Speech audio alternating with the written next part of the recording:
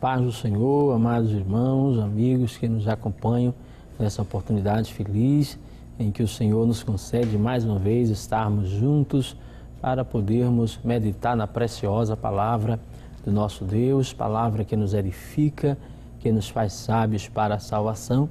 Queremos nessa oportunidade feliz agradecermos ao nosso muito digno pastor presidente, pastor Ailton José Alves, por nos proporcionar este momento feliz de estar convosco, compartilhando da palavra de Deus. Queremos lhe convidar, se está aí ao seu alcance, que você pudesse tomar aí a sua Bíblia e abrir comigo no Evangelho de Jesus Cristo, segundo escreveu Mateus, capítulo 14. Mateus, capítulo 14, vamos ler versículos 22 ao versículo 25. Diz-nos a palavra do Senhor. E logo ordenou Jesus que os seus discípulos entrassem no barco e fossem adiante para outra banda, enquanto despedia a multidão. E despedida a multidão, subiu ao monte para orar à tarde. E chegada já a tarde, estava ali só, e o barco estava já no meio do mar, açoitado pelas ondas, porque o vento era contrário. Mas à quarta vigília da noite, dirigiu-se Jesus para eles, caminhando por cima do mar. Amém. Louvamos a Deus pela leitura do texto sagrado da preciosa palavra do nosso Deus, onde nós observamos em que Mateus, que foi um dos evangelistas que registrou o ministério de Jesus desde o seu nascimento, como é a sua trajetória, o seu ministério em si, as obras realizadas por Jesus. Mateus ele registra com uma série de detalhes estes milagres. E nós observamos no texto lido mais um ato maravilhoso daquele que marcou a história da humanidade, daquele que, como Deus, entre os homens, deixou sinais extraordinários entre a sociedade e entre a natureza.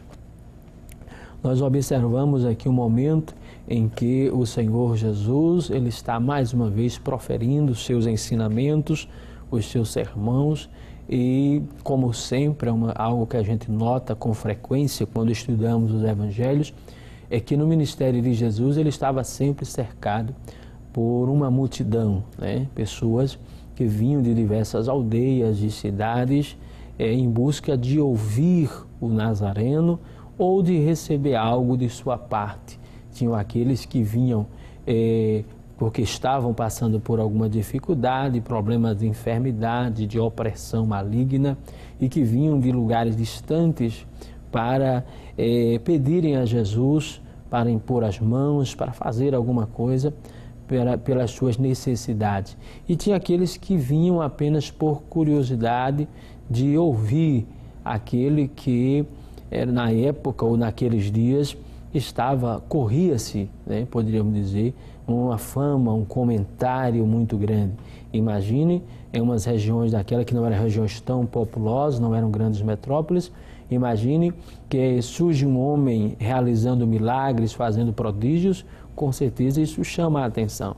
E foi o que acontecia naqueles dias. O ministério de Jesus dava o que falar, dava comentários, percorria por todas as aldeias e cidades e atraíam as pessoas. Jesus, ele atraía multidões até si, porque nunca tinham visto alguém como ele. Jesus, ele é único, e então as pessoas queriam vê-lo, queriam presenciá-lo. E no texto, Jesus está mais uma vez cercado por essa multidão, ensinando, operando milagres, realizando o seu ministério, e ele pede aos seus discípulos que ultrapassassem, fizessem a travessia do mar da Galileia. E interessante que Jesus não se dispõe a ir com eles, Jesus simplesmente determina que eles fossem para outra banda e Jesus, vocês vão para o outro lado, eu vou ficar aqui, concluindo, podemos dizer assim, em nossos dias, o culto, a celebração aqui, vou despedir a multidão. E assim aconteceu, os discípulos seguiram para outra banda e Jesus ficou despedindo ali a multidão que estava ansiosa para ouvi-lo. O texto vai nos mostrar de que depois de despedir a multidão, Jesus ele vai ao monte, sobe ao monte para orar.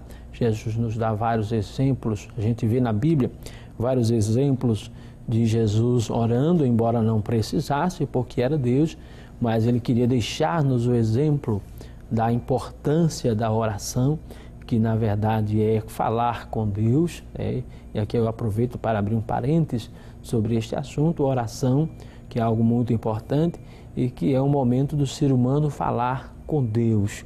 Você que está nos acompanhando, que quem sabe possa ter essa curiosidade por não ter ainda uma experiência com Jesus, eu sei que você seja um daqueles que Deus criou uma situação para você estar nos acompanhando e que você ainda não saiba, na verdade, o que era uma oração. E oração é simplesmente falar com Deus. Oração não é algo decorado, copiado, mas é algo, um relacionamento, é um diálogo do ser humano que conta para Deus, que conversa com Deus, porque na verdade Deus é um ser vivo, presente e que se comunica com o ser humano. Mas retornando à passagem, Jesus ele vai orar e os seus discípulos obedecem à determinação de Jesus, que era atravessar o mar da Galileia. Vale a pena chamar a atenção de que esse fato de atravessar o mar da Galileia não era algo novo, não era a primeira vez que os discípulos faziam isso. Primeiro porque eles eram pescadores, eram homens do mar, homens que já viviam em contato com o mar. Não eram pessoas que não tinham costume com navegação. Eles eram homens que viviam, fazia parte do seu dia a dia navegar na embarcação, fazer aquela travessia do mar da Galileia. E por isso a gente observa que não há nenhum questionamento dos discípulos sobre essa travessia. Eles simplesmente atendem a ordem do Senhor Jesus e vão atravessar o mar. Só que o texto vai nos mostrar que naquela travessia ou durante aquela travessia se levanta no mar uma tempestade, se levanta no mar, as ondas começam a se agitar e o texto vai dizer que o barco deles começa a ser açoitado pelas ondas e levado pelo vento, que o texto vai nos mostrar que era contrário. E aí aqui eu chamo a sua atenção nessa situação em que vemos os discípulos em barco sendo açoitados pelas ondas e um vento contrário. E por que eu chamo a sua atenção? Porque muitas das vezes em nossa vida, na nossa vida, essa passagem ela se aplica muito bem ao nosso viver diário, ao nosso dia a dia. Às vezes nós se encontramos também como seres humanos diante dessas situações, em um barco que representa a nossa vida, no meio do mar que representa o mundo. Às vezes se encontramos em uma embarcação açoitada pelo vento contrário. Quem já não enfrentou um vento contrário? Quem já não enfrentou uma situação adversa? E quem sabe você está justamente passando por isso hoje. Você ia passando, parou aí, está nos acompanhando e é esta situação que você está vivendo, açoitado pelo vento contrário, açoitado por uma situação que parece que fugiu do controle e que está indo ao contrário do que você planejou. Aqueles discípulos tinham uma meta, a meta deles era chegar do outro lado do mar, a meta deles era atravessar o mar. Ora, é importante também observar de que aquela travessia, ou essa meta de atravessar o mar, foi uma determinação do próprio Jesus. Mas mesmo sendo uma determinação do próprio Jesus, no meio do mar surgiu o vento contrário. No meio do mar surgiu as ondas que ameaçavam o barco. E quem sabe você está se perguntando, mas como pode, você quem sabe já é um servo de Deus, eu já sirvo a Deus, por que estou enfrentando esse vento contrário? Por que estou enfrentando essa dificuldade? Se eu estou fazendo o que Jesus mandou. Os discípulos, com certeza, no seu coração, houve esse questionamento. Olha, nós estamos fazendo a vontade do Mestre. Foi Ele que nos mandou atravessar o mar. Por que que se levantou esse vento contrário? Por que se levantou essa tempestade? Por que que isso surgiu se estamos dentro da vontade de Deus? Isso com certeza é algo que leva-nos nessas situações a fazer indagações, situações que geram aflição, geram sofrimento e também indagações, tentar entender por que estamos enfrentando vento contrário. Aqueles discípulos, eles não imaginavam que mesmo atendendo aquilo que o próprio Jesus havia mandado, iam enfrentar essa dificuldade. E eles estavam no meio do mar, o texto diz que o dia vai passando, vai chegando a noite, Jesus está no monte orando e eles estão no meio do mar sendo açoitados pelo vento contrário. Quando o texto diz o vento contrário, quer dizer que o vento assoprava contrário ou ao inverso do local, da rota que eles desejavam chegar. Eles tinham planejado chegar em um destino e o vento agora soprava contrário. Era a situação em que eles estavam enfrentando naquele momento. E aparentemente a situação não era fácil porque Jesus não estava com eles, né? Pessoalmente e fisicamente. Jesus estava distante, que Jesus tinha ficado em terra e eles estavam sozinhos no meio do mar. Eu acredito que num momento como esse, alguns comentam uns com os outros, ora, se ele estivesse aqui com a gente, quem sabe isso não estava acontecendo, quem sabe alguém até relembra o episódio que havia acontecido alguns dias atrás, em que eles enfrentaram também um momento como esse, de um vendaval, de uma tempestade no meio do mar, mas Jesus estava na polpa do barco.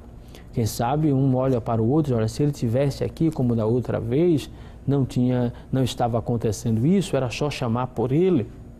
Mas agora nós estamos sozinhos, agora não tem solução, agora não tem escape. Com certeza houve ali uma aflição, houve uma preocupação, porque todas as vezes que enfrentamos vento contrário, é normal o ser humano ficar aflito, é normal o ser humano achar que está sozinho, é normal isso surpreender, embora a Bíblia já nos prepare para isso. Se você abrir a sua Bíblia no Evangelho segundo escreveu João, no capítulo 16, o versículo 33, João capítulo 16, o versículo 33, veja o que diz a palavra do Senhor. Tenho-vos dito isso para que em mim tenhais paz. No mundo tereis aflições, mas tende bom ânimo, eu venci o mundo.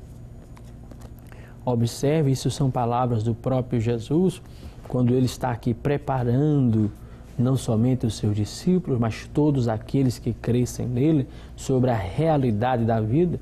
Eu costumo dizer que isso aqui é a realidade da vida. Por que digo a realidade? Porque muitos estão pregando, falando de um evangelho que não é real, de uma vida com Deus que não é real. Porque o próprio Jesus, ele está dizendo aqui para nós de forma muito clara, dizendo, eu tenho-vos dito isso para que em mim, ou seja, vocês vão ter paz em mim. Agora no mundo, vocês vão ter aflição. No dia a dia da vida, vocês vão enfrentar a aflição. Tem pessoas que vivem frustradas, decepcionadas, porque passam a crer em evangelhos que estão sendo pregados por aí, né? Evangelho de facilidades, de apenas bênçãos materiais, e fogem do princípio bíblico de que está nos dizendo, o próprio Jesus está dizendo, de que as aflições, elas fazem parte da nossa vida. Assim como o sol e a chuva vêm para todos, as aflições, as frustrações, os ventos contrários, eles vêm para todos. Então, aquela surpresa dos discípulos em estarem passando por aquilo, aquele momento, já estava predito, Jesus já havia os preparado que durante a vida iria haver momentos de aflição, que nada mais é do que enfrentar um vento contrário. Então, isso que você está vivendo, vivenciando, né, nada mais é do que um vento contrário, que é normal que sobrevenha, não é bom, ninguém espera. É claro que ninguém coloca na sua agenda, ninguém deseja e coloca lá, tal dia vai ser o dia da minha aflição. É claro que ninguém quer isso, todos nós sonhamos, desejamos o melhor para nós e para todos o nosso próximo, mas precisamos estar cientes de que os ventos contrários, eles existem. Mas uma coisa que os discípulos não sabiam e estavam ali aflitos naquele momento, com o sentimento de Jesus está em terra, Jesus está no monte e nós estamos aqui sozinhos. Só que, para surpresa deles, o texto vai nos dizer que enquanto eles estão lá, naquela situação, o barco açoitado pelo vento contrário, diz o texto que na quarta vigília da noite, versículo 25, a quarta vigília. Por que quarta vigília? Os judeus, eles contavam o tempo dessa forma, a noite dessa forma, eles dividiam a noite em 4 vigílias. Primeira vigília de 6 às 9 horas no nosso fuso horário, de 6 às 9, a segunda vigília de 9 às 12 da noite, de 12 às 3 da manhã a terceira vigília e de 3 da manhã às 6 da manhã a quarta vigília. Então o texto vai dizer que a quarta vigília, ou o último período da noite, ou o amanhecer, próximo ao amanhecer, isso quer dizer que os discípulos lutaram a noite inteira, que os discípulos passaram uma noite inteira lutando contra o vento contrário, mas ao amanhecer, a quarta vigília, entre 3 e 6 da manhã, para surpresa deles, o texto diz que Jesus aparece, Jesus surge no cenário caminhando sobre as águas. E isso, meu amado irmão e amigo, é o que nos chama a atenção e que gostaria de deixar como reflexão para a sua vida nessa oportunidade. Jesus está vindo pelo caminho. Talvez você esteja desesperado, você esteja diante como aqueles discípulos, pensando que tinha acabado tudo, e eles achando que Jesus estava distante, que eles estavam sozinhos, mas Jesus estava vindo pelo caminho. Eu não tenho dúvida de que o mesmo Jesus que foi ao encontro daqueles discípulos que estavam em desespero, ele também está observando você. Isso nos chama a atenção porque para os discípulos, ou seja, para quem está enfrentando o vento contrário, parece que Jesus está distante. Para quem está lutando contra o vento contrário, parece que Jesus esqueceu. Quem está sendo açoitado pelas ondas e pelo vento contrário, parece que é o fim, parece que não está sendo visto. Mas Jesus, embora estivesse no monte, aparentemente, fisicamente longe, mas nós observamos no texto que lá do monte, Jesus estava olhando para os discípulos. Jesus estava observando até onde eles conseguiriam ir sozinhos. E eu não tenho dúvida de que o mesmo Jesus, que naquele momento estava olhando a situação dos discípulos e observando até onde eles podiam ir sozinhos, ele também está olhando para a sua vida. Ele está ali acompanhando. Assim como Jesus estava no monte acompanhando os discípulos, ele está também hoje lhe acompanhando, nesse momento lhe acompanhando e vendo até onde você consegue ir sozinho. Mas quando você menos esperar, ele vai surpreender como ele surpreendeu os discípulos. Ele está vindo no caminho, ele não lhe perde de vista. Quando você não conseguir acalmar ou controlar o barco da sua vida, quando ele vê que você não tem mais forças, ele chega com surpresa, com cuidado, com providência, com milagre. Jesus está vindo pelo caminho. Os discípulos que estavam naquela situação de desespero, apreensivos com toda aquela situação, o texto diz que quando Jesus aparece, o versículo 26 nos diz: e os discípulos, vendo caminhar sobre o mar, assustaram-se, dizendo: é um fantasma, e gritaram com medo. Versículo 27. Jesus, porém, lhe falou logo, dizendo: tende bom ânimo, sou eu, não temais. Veja que a surpresa foi tão grande que os discípulos se assustaram. Isso nos mostra que Jesus chega nos momentos em que nós não esperamos, em momentos que para nós é uma surpresa. Quando a gente pensa que o barco vai naufragar, quando a gente pensa que está tudo perdido, ele chega com surpresa. Creia que Jesus ele está falando com você nessa oportunidade. Ele está tratando pessoalmente com você nessa oportunidade. Você não está sozinho. Ele está lhe acompanhando com o seu olhar de Deus.